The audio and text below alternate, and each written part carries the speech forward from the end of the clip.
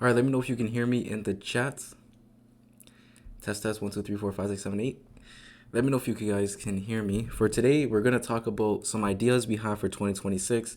As you guys know, Rich and I are visionaries. We plan out things before they happen because that's what it takes to create a professional and successful trader and trading community, right? We're always going to be there for you guys because you guys are there for us. So I have a ton of ideas, right? I used to believe that eventually there would be a climax to the ideas that I have in the game and the ideas that I have for you guys. But the more that I trade and the more time that I spend in the financial markets and the more time that I try to better myself, the more I realize that there's always something that we can be doing to be better traders, better people, in general, just improve at all cost, right? That's just the premise behind everything that we do. So we're going to discuss that. We're going to discuss what happened today. We're going to discuss the ideas that we had, and we're certainly going to talk about the book as well. We're going to read the book, and we're going to try our best to get as close to the ending as possible. We're reading the book Best Loser Wins by Tom Hugard, and we are 40 pages away from the last page. And if you missed out on any of the reading sessions, you can definitely look at the recaps. This is the final Discord live stream for the recap. We'll be moving over to YouTube, and I'm going to talk a little bit more about the ideas that I have to make the learning curve more of an enjoyable experience when it comes to the after hours planning and the pre-market planning, all of the contents, and just what to expect from Rich and I when as it pertains to our trading, right? Definitely, you need to plan out your goals. So let's go ahead and jump into today's session. A fairly simple session. I talked about in the pre-market today during the RTH live stream. Don't expect anything crazy. Expect a range day. Expect market participants to be unwilling to break out or break down any significant market structures because we're heading into the weekend. There's a likely chance that there is not going to be excess volatility and excess volume, especially considering the fact that there is no external reports, external economic reports scheduled on the calendar. So for today, that's the external context. Be aware of Friday blues, right? Let's just call it the Friday blues, where market participants don't want to do anything crazy into the weekend. They don't want to hold on to excess risk. And obviously, there's no economic reports during RTH. Let's go into the notes for today.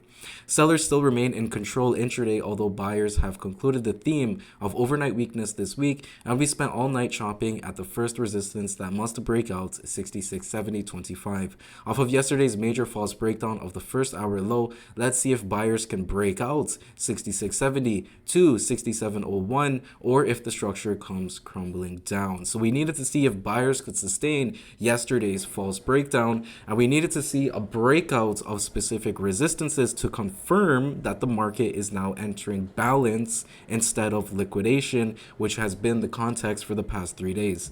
Yesterday, buyers were able to print a major false breakdown at around 38.2% of September's range in alignment with the core structure in last Wednesday's FOMC range.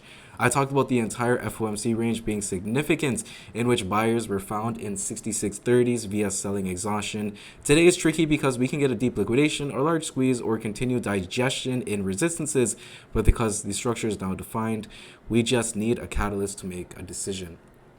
So for bears today, to sustain weakness on the charts holding below 66.70.25, the overnight high, 66.74 yesterday's high, and 66.75 will showcase that buyers are unable to press advantages off of yesterday's false breakdown at 66.30s. We can then contest yesterday's low, in which sellers must break down if continued volatility and downside expansion into the FOMC low 66.11. If the FOMC low is to fail, allow the plausible liquidation event to take place. If price is to contest yesterday's low, bulls must print another false breakdown or be in danger of more liquidation downside expansion.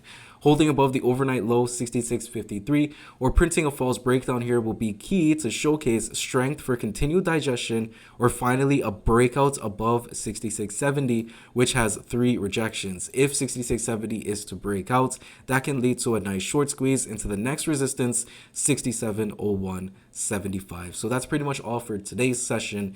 We are expecting range parameters and we're expecting two-way action, right? That's what range parameter means. It means that both sides are likely to be active. We're likely to see buying and we're likely to see selling, but those buying and selling opportunities are not significant to the broader perspective of the chart because we're not breaking out or breaking down macro lines in the sand.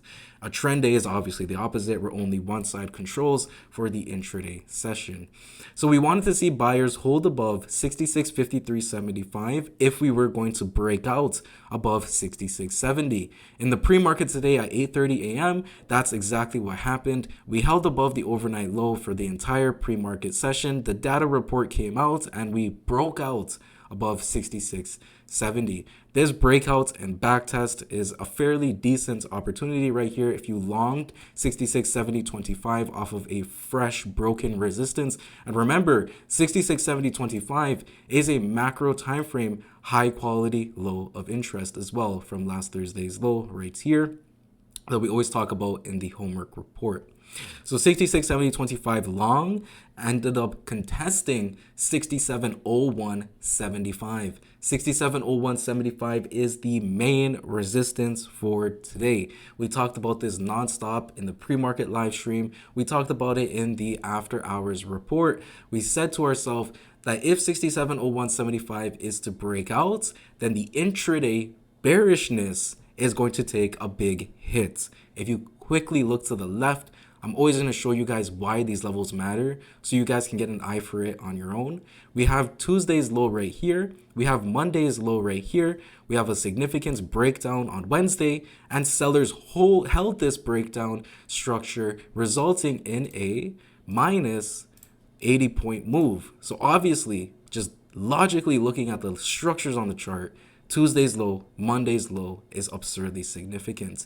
And we also talked about in the pre-market today that if you're shorting these resistances, there's absolutely nothing wrong with that. The context has changed. There's no more bullish time frame alignment as of right now. The chart is definitely more bearish. In fact, bears even control from an intraday perspective, such that if you shorted 67.01.75 or you shorted below it off of the reaction, there's absolutely nothing wrong with that. That's a great quality setup. But of course, you always have to keep in the back of your mind the external context. So you're not expecting too crazy of a price action today. You're not expecting too crazy of a range. You're not necessarily expecting the maximum average true range to be hit. If we get 40-50 points today in the intraday session, you'll be happy. 70-80 points, that's a surprise. So if you're managing your risk off of short at 67.01 or 66.96, the obvious area would be the intraday low to take a target, and the overnight low somewhere in the pre-market range low area. But the intraday low at the time, the opening range low, 66, 67.50, that would be your high probability target, right? To take something off of the board or simply realize your position if you want to be in cash into the weekend and you don't want to hold anything over the weekend. Other than that, we got a fairly decent false breakdown at 66.70.25, which again is the opening range low. The opening range low today we also talked about in the RTH live stream to keep an eye at 66.70.25, because if the market is truly to create a range day, the macro high quality low of interest at 66.70.25 is going to remain a focal point. And we can see the false breakdown here. So we're holding below the level of 66.70.25, and we also have the opening range low. We're holding below it, and then we get this squeeze above, and then we're back below, but we're still holding. There's no further downside continuation here into breaking down the overnight low.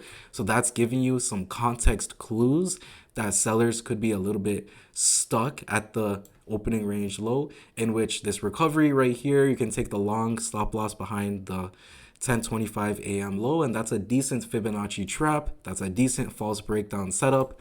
Perfectly good stuff. If you took the fill at 10:45 a.m., there's nothing wrong with that.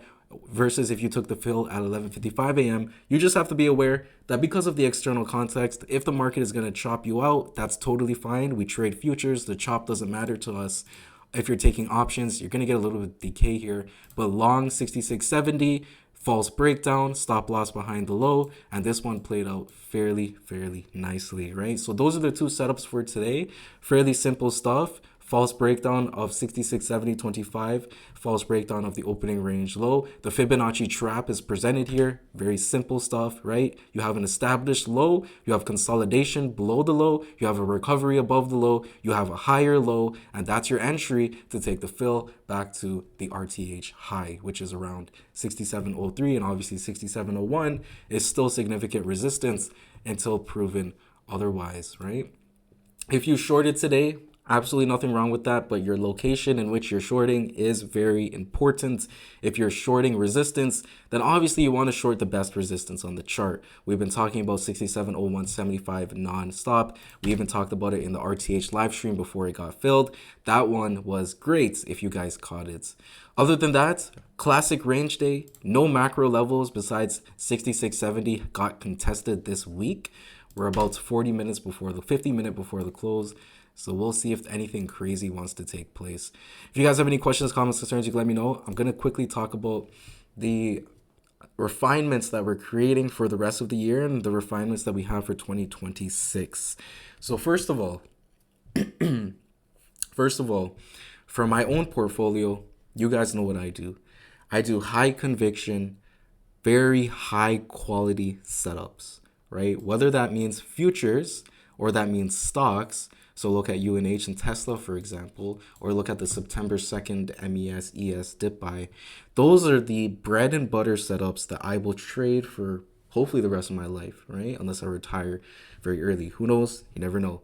Anyways, I want to take those setups. I will continue to take those setups, and those macro high quality lows of interest will always take precedent over the intraday setups. What I mean by that is if we get a 2%, 3% dip on the S&P 500, that means a lot more than a 1% minus 0.3% minus 0.5% dip on the S&P 500, right? Just logically. So traders should be more interested in that 2% dip than the 1% dip, regardless if you're swing trading it, you're adding it as a compound to your long-term investment, or you're day trading or swing trading. It really doesn't matter. Those levels take way more significance than the intraday levels. And what I mean by that is this 4-hour time frame.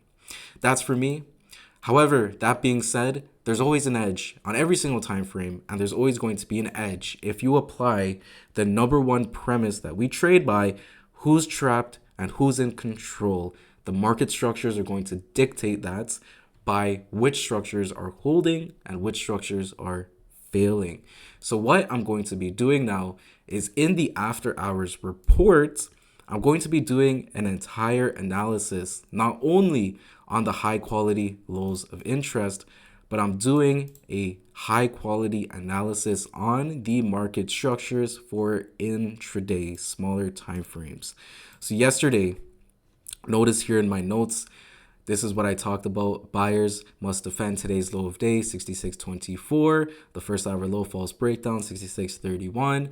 And 66.11 is below there. We must break out 66.75, and then we get towards 67.01.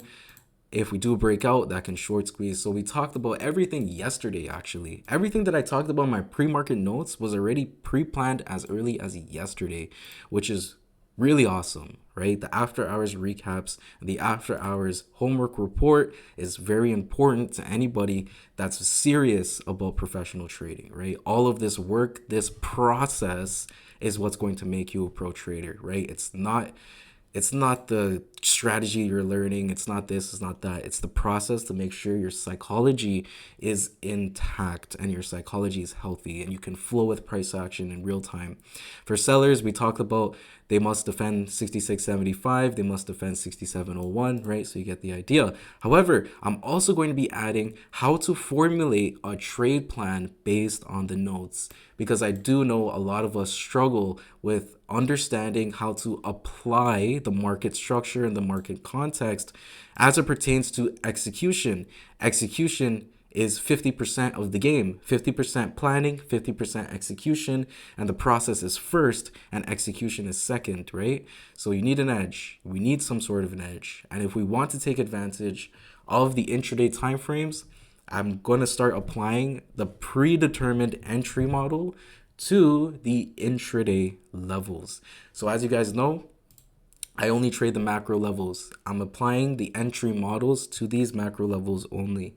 But in the future, for you guys, for data collection and for overall just to have participation with everybody in the community that day trades, I'm going to be implementing predetermined entry models to the intraday levels. So for example, in the pre-market notes and in yesterday's after hours recap, we talked about 6701.75 being the best resistance on the chart. Contextually, we know that bears control intraday, and if they were to lose this level, well then they lose their intraday control. So what does that tell me as a trader? It means that I have edge at this resistance. It means that the context is aligning with me. It means that I'm getting a great pullback for buyers to be trapped in a bearish intraday environment. So I'm willing to bet my points here. So in this situation, I think a 10-point stop loss behind the Monday low makes sense. And then we're also just going to be using some fixed risk to reward here. 2-to-1 risk to reward, hit that 2-to-1 target. You guys can manage it the way you like to. You can realize the entire position, be in cash by the end of the day, or you can leave a tiny runner to run, right? It's really up to you for that risk management portfolio. Anyways, guys, if you have any questions, comments, concerns, you can let me know. Everything that I just discussed is in a very infant stage. These are the visions and these are the plans for 2026.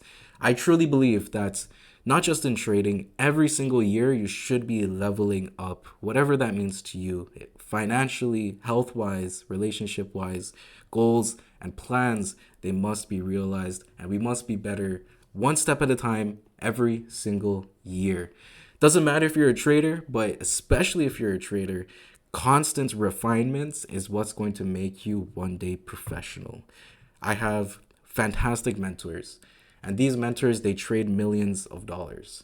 And every single day, they're learning from somebody, doesn't matter if they're younger or older than them, and they're learning from the financial markets, and they're learning from themselves, right? That's why the journal is so important. Always make sure you're improving. And speaking of journaling, in the after hours recaps, we're going to be doing a fantastic journaling session with you guys. I already have it all set up right here. We have an example from September 2nd. So we're going to be doing journaling every single day in these after hours recaps as soon as I start implementing the intraday trading.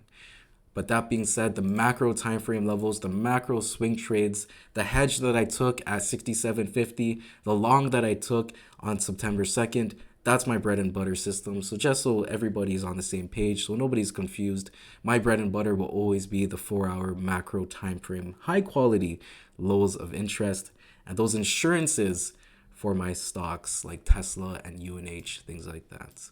Thank you guys so much for listening. I'm going to go ahead and jump into the book now. If you have any question, comments, concerns, you can go ahead and let me know. We are on page 200, I believe. Let me scroll up here and see. Yep. So I see some questions already. Essentially, what I'm going to be doing is I'm going to be chronicling all of the pre-market process, all of the after hours process into one gigantic free document for everybody to read. And in that document, I definitely believe that this section, how to formulate a trade plan based on the notes, is going to be the best value you'll get out of the chronicles, right? So for example, let's just do a very quick example here. This is for yesterday. So yesterday after hours, we talked about bears control intraday, and they will only lose control on the recovery of 67.0125, Tuesday's low, as too many sellers will be trapped, resulting in a potential short squeeze into macro resistance, confirming intraday bullishness. Sellers must defend 67.0125, or if they want to showcase dominance, defend below today's high of the day, 66.75, Breaking down below today's low of day, 66.24, should be bolded, will give bears the gateway to liquidate deeper into 66.11. So the context here, the intraday bias, is that sellers control from an intraday perspective.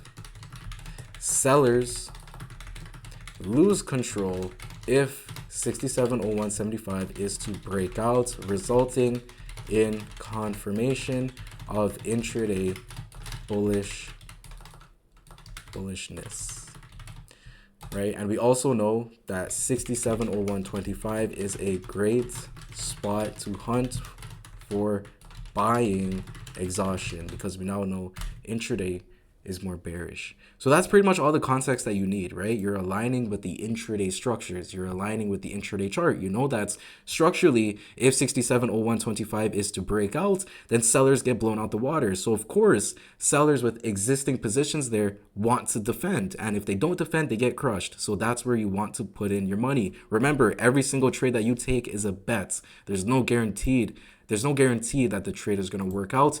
You just want to take the best bets possible and manage your risk to the best of your ability based on the real-time information that you're receiving. So levels to engage, we have 6701.25. This is entry. We have our stop loss was 10 points. So 6711.25 stop. And our target in this case would be just a fixed 2-to-1 risk reward. So 20 points. That's not that bad. By the way, you can double click the position tool, copy and paste.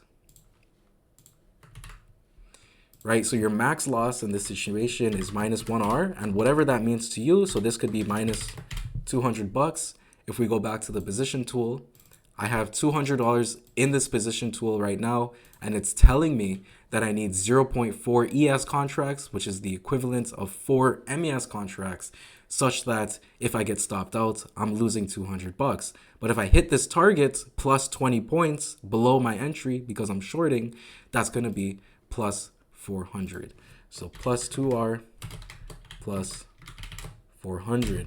And if you're holding a runner, you can talk about the other possible scenarios in this case, but let's just keep it as simple as possible.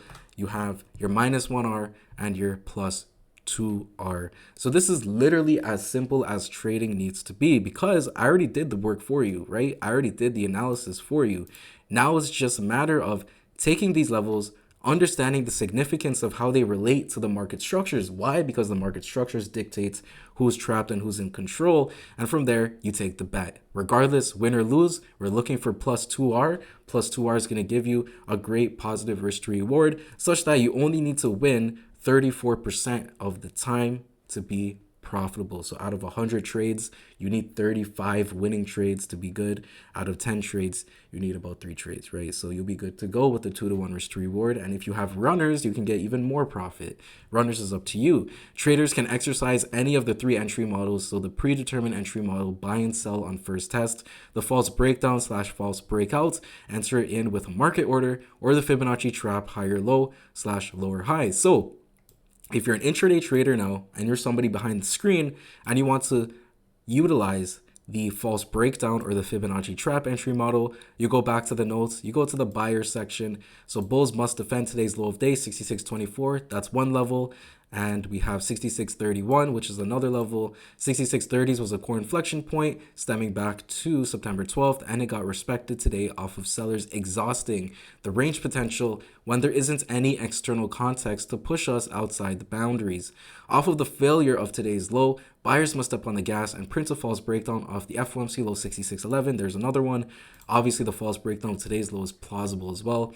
On the upside, buyers breaking out above 66.75 today's high of day, and where bears broke down in the pre-market will be step number 1 towards 67.01.25. So if you're a real-time trader and you're adapting to the real-time information, so recall yesterday is a perfect example too, and you see that 66.70.25 broke out. You see that price action is holding above the overnight low. You see that sellers are unable to capitalize. You know that the external context is that we're stuck in a range and we're not expecting anything too crazy heading into the weekend. There's no economic reports today.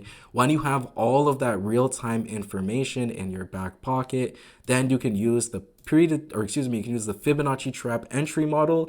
You can use just the classic false breakdown entry model, and it worked out totally fine. This also happened yesterday on Thursday. Yesterday, volatility was a little bit higher, so we didn't get the Fibonacci trap, but we did get a false breakdown entry model, and I saw a few of you guys take that. Absolutely fantastic stuff. So that's all for today's session. I hope this makes sense. And in the pre-market, we are also going to be drawing up how to formulate a trade plan, because sometimes the overnight ranges changes the structures on the chart, and we have to adapt to the overnight ranges such that the trade plan is going to change overnight, literally, in which we'll talk about in the pre-market chronicles. So that's what I'm going to be talking, or that's the name I'm going to be using for all of the analysis from now on, and that includes stocks, that includes the premium harvesting, that includes everything that Rich does as well with options. It's going to be the Trading Wars Chronicles. It's not an official announcement yet. It's something that I'm sharing with you guys, and it's something to look forward to in the future in 2026. I spent 4 years of my life, every single day. I have thousands and thousands of hours behind this damn chart right here. I am really good at analysis and the context of the charts. And definitely watch out for the Chronicles, because the Chronicles, I feel like, is going to be revolutionary. The Chronicles is going to be good stuff, right? Other than that, let's jump into the book. And as you guys know, Rich and I are real traders. We risk real capital. I'm young. I don't have as much capital as some of you guys. I definitely don't have as much capital as Rich. But I still have enough capital to participate in the game and be better every single day, to hopefully one day realize those dreams and get to the levels that we all want to get to, right? Alrighty.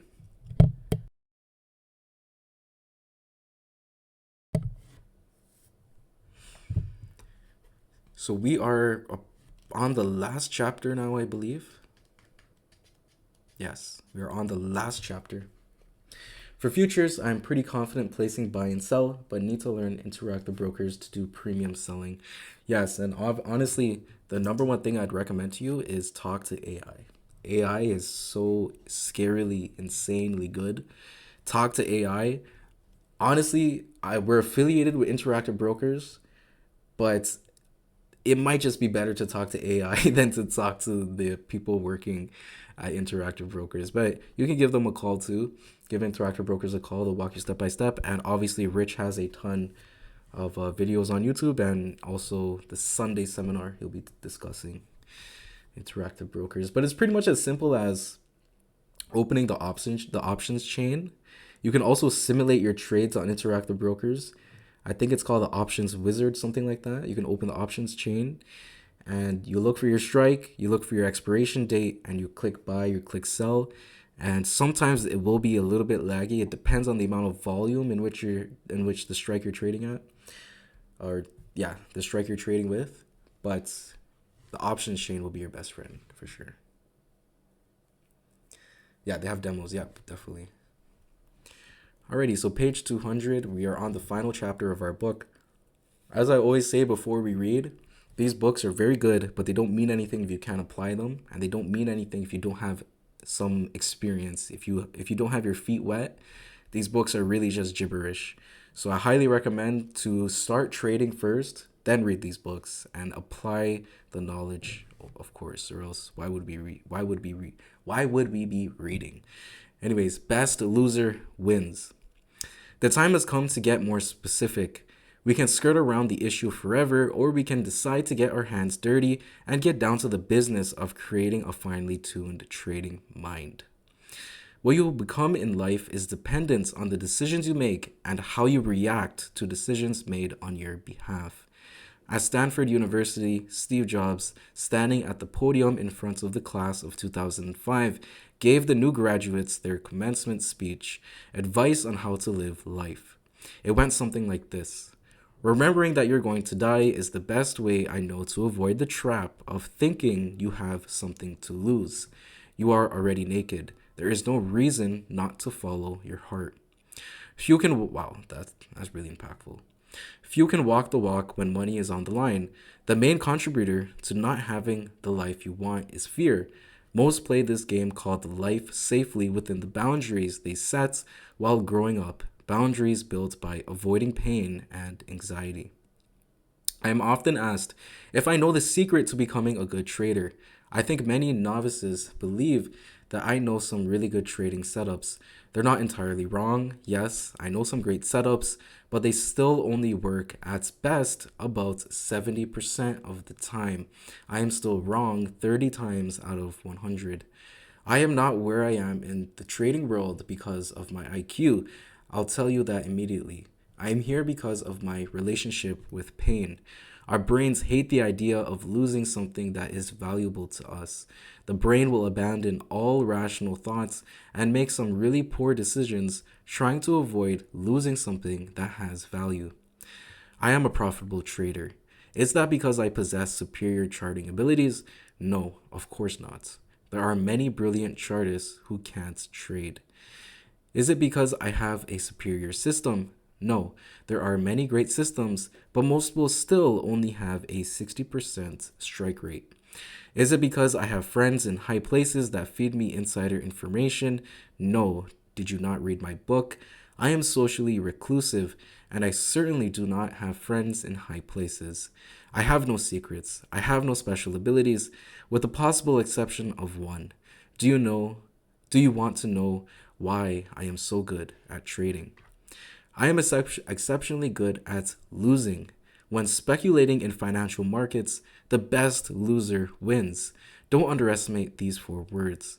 Though it may go against the conditioning that life and the modern world have programmed you with, success in financial market speculation is not about being the best, coming first, or winning. Instead, it's about losing. Your relationship with fear and adversity will, to a very high degree, define your life. And that's why I win. I win because I'm really good at losing. In trading, unlike life, it's the best loser that wins. Do you think a dentist or a doctor would be in business if they had a 60% win rate?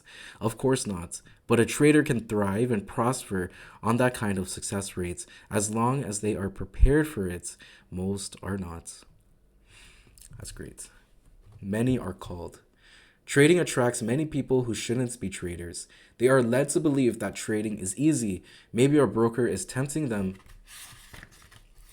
I'm sure you've seen the broker advertisements where a calm, confident actor knowingly pressing buttons in front of a bedazzling array of screens, then walks away victorious with a confident smirk. If you look at the trading industry, we are led to believe it is all about the tools.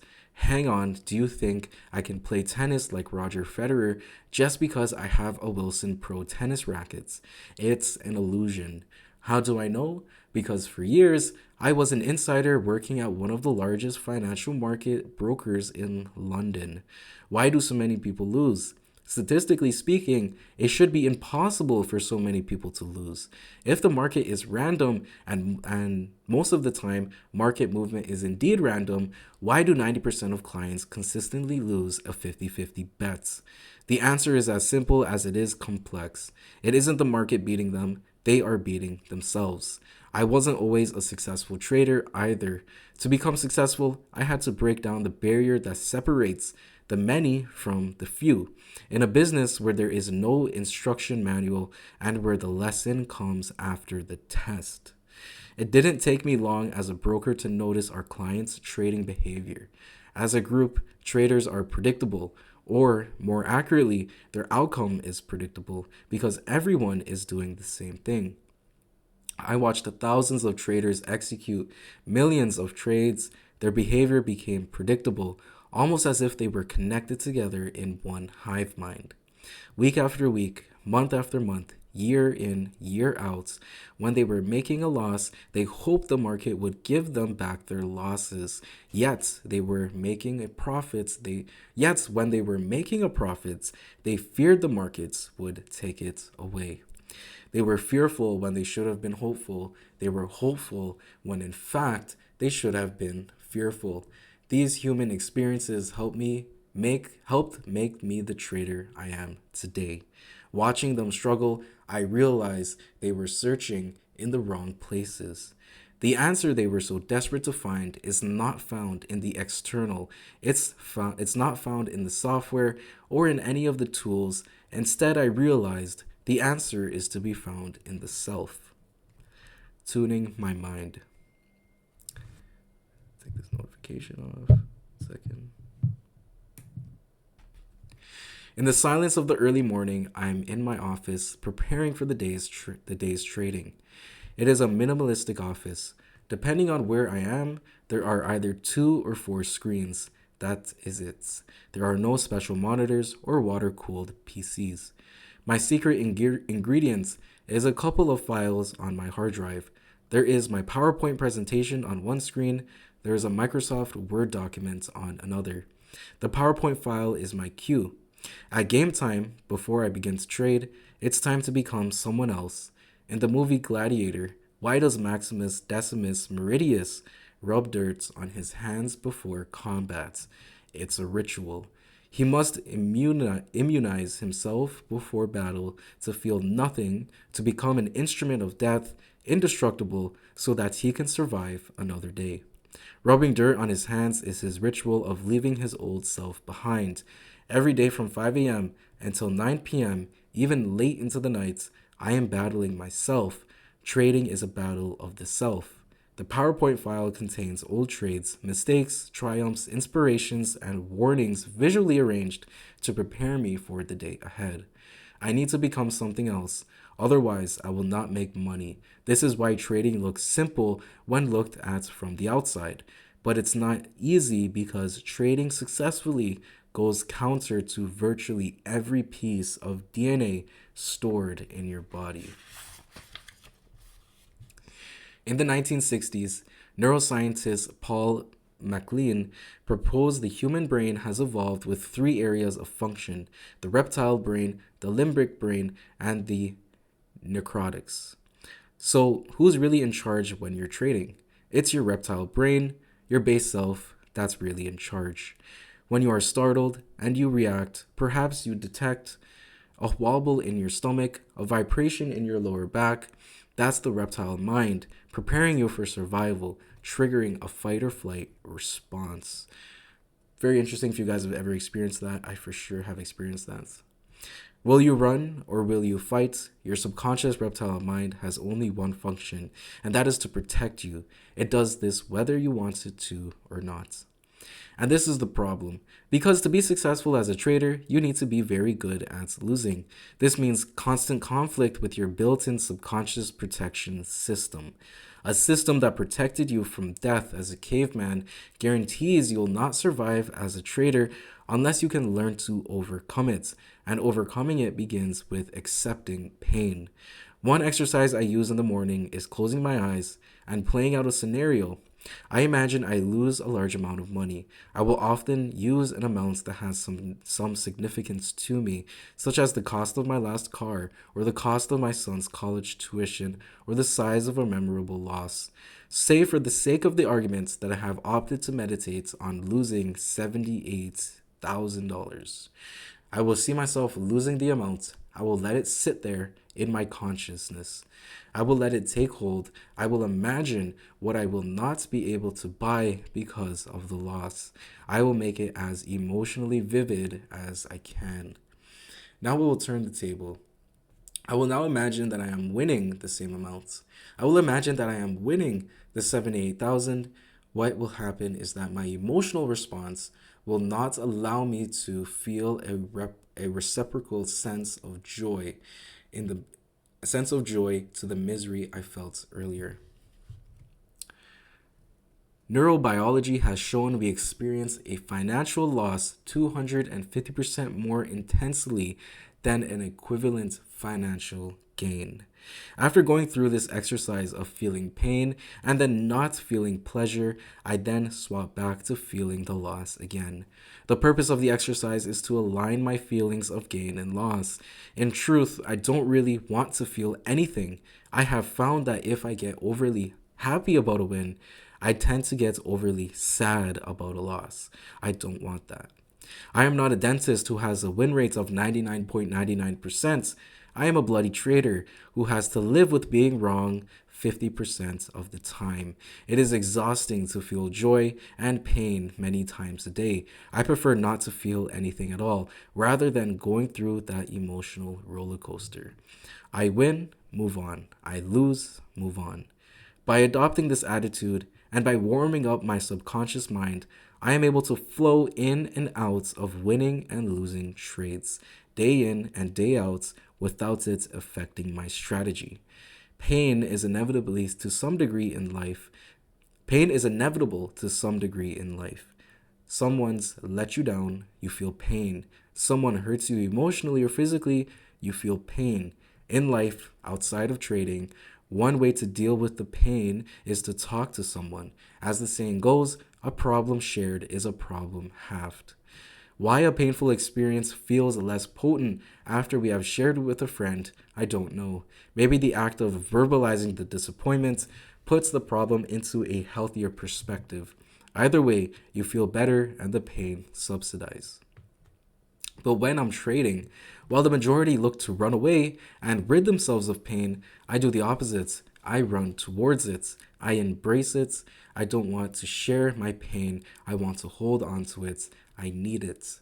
Whether you are new to trading and speculation or you have years of experience, you should give this question some serious thought.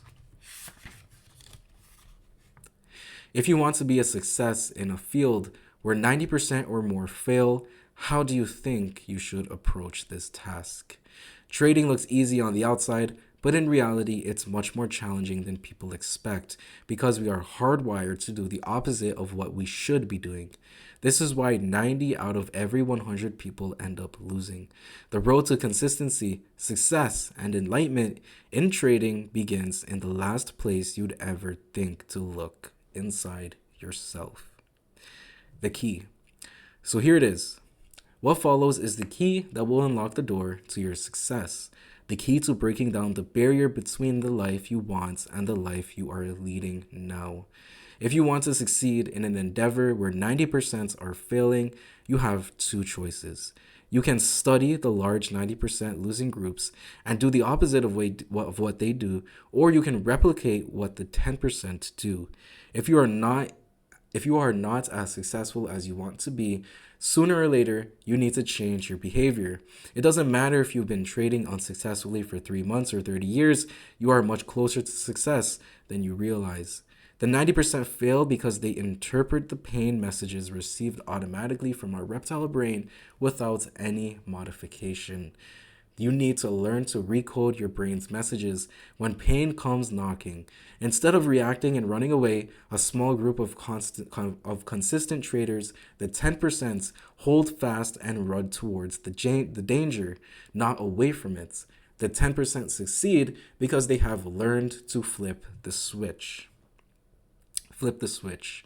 This will feel very uncomfortable, but it is a discomfort you must accept and embrace if you want to succeed in the game of financial speculation. It is the reason why trading looks simple, but it is not easy. The paradox of trading is this: by doing what the 90% cannot do, you will become successful. In other words, I expect to be uncomfortable. I expect my trading to cause me anxiety. I am waiting for it. I can sum it up in a few sentences. 1. I assume I am wrong until proven otherwise. 2. I expect to be uncomfortable. 3. I add when I am right. And 4. I never add when I am wrong. Assume you are wrong. Remember, I've watched thousands of traders execute millions of trades, and I noticed that when most traders enter into a position, they assume they are right. In a business where 90% of people fail, your recoding process begins by flipping that switch. I will assume that I will quickly have to get rid of a losing trade. My confidence in this action is not centered around my ability to select the right setup. That is what the 90% will do. Instead, my confidence is centered around trusting I will get rid of a trade that is not performing. I trust myself to know that if this trade does not work out, there will be another one coming shortly. Do you see how I have flipped the switch on my thinking? I am thinking differently to the 90%. I will assume I am wrong until the market proves me right. So that's literally risk management 101. Flip the switch. When the 90% of traders execute trades, they experience emotions which originates from their pain center. Now it's only a question of time before their emotionally driven pain threshold center sends them a false signal, causing them to lose. It is a never-ending roller coaster ride of disappointments, lost money, and pain. When I trade, I assume I am wrong. I enter a trade and the trade moves in my favor. I am trading my account size or the available profits. I am trading the markets because I understand the size of my profit is irrelevant to the markets. I know my P&L has no influence on the markets. I know that my brain's automatic pain receptor will kick in, causing an inability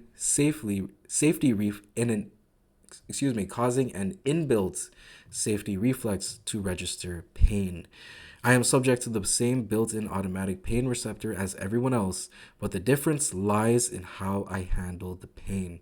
Instead of giving into it, instead of being ruled by my emotional responses, I have flipped the switch. I have trained myself to expect the pain. I am aware of the pain. It is there. It is real, but I accept it. I have encountered it in training over and over. It no longer acts as a debilitating force in my life.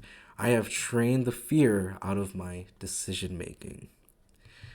So let's go ahead and wrap it up there. My voice is losing itself, but I think the main takeaway is that trading is a crazy thing.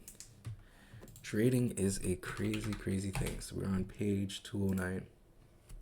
And I always tell this story that when I first started trading, I had a 15% win rate. No, it was more about 20% win rate. But my risk to reward was so good because that's the first thing my mentors instilled in me. It's you got to make 2-to-1 or 3-to-1, or why are you even trading that setup? My risk to reward was so good that I still ended up profitable, or at least break even. That's why I've never blown up in accounts, because the very first principle instilled within me was risk to reward. I'm not trading for 0.5R. I'm not trading for 1R. I'm not even trading for 1.5R. I'm always trading for 2, 3, 4, 5, 6, 7, 8, and exponentially above, right? That being said, the amount of losers I would go through was so insane to the point where I would literally go crazy. And what I mean by go crazy is that your mind will implant doubt, so much negative emotion. You're going to start telling yourself, wow, are these people just lying to me? Is this even possible? How do people even do this? There's no way this is even possible. Your brain is going to tell you those things naturally to protect yourself, like he said in the book. And the only way for you to actually become great at what we do is if you tell your brain to shut up, you turn it off, and you execute your process, your edge, and your system without any regard for whatever that you think, right? That's why we always talk about the market structures, because in the book he talks about it as well. The market, the market has to prove yourself right. The market, based on the structures in play, it has to essentially say that your setup was good. Okay, you can make 2R. Oh, your setup didn't work out today. You're going to take the -1R, and it is what it is. But here's the difference. When you win, it's +2, and when you lose, it's -1. That's the most basic example that I can give you, right? Anyways, hope you guys have a beautiful weekend. Enjoy Sunday's seminar. Unfortunately, I don't think I'll be available for Sunday, but I am available all day tomorrow. I have a lot of work to do in the blueprints, and we'll be discussing the revamped market structures heading into Monday. I think the economic reports are fairly quiet next week, so don't expect anything too crazy again. Like this week was nothing too crazy, but we did get pullback, which is very nice to see. But we also have the month end too to watch out for. Other than that, I hope you guys have a beautiful rest of your day and a beautiful weekend. If you need me, you know where to reach out. And what I did today, future planning, visualization, all these good stuff, you guys need to do it as well. Understand your portfolio goals, your situation, your goals in life as it pertains to financial markets.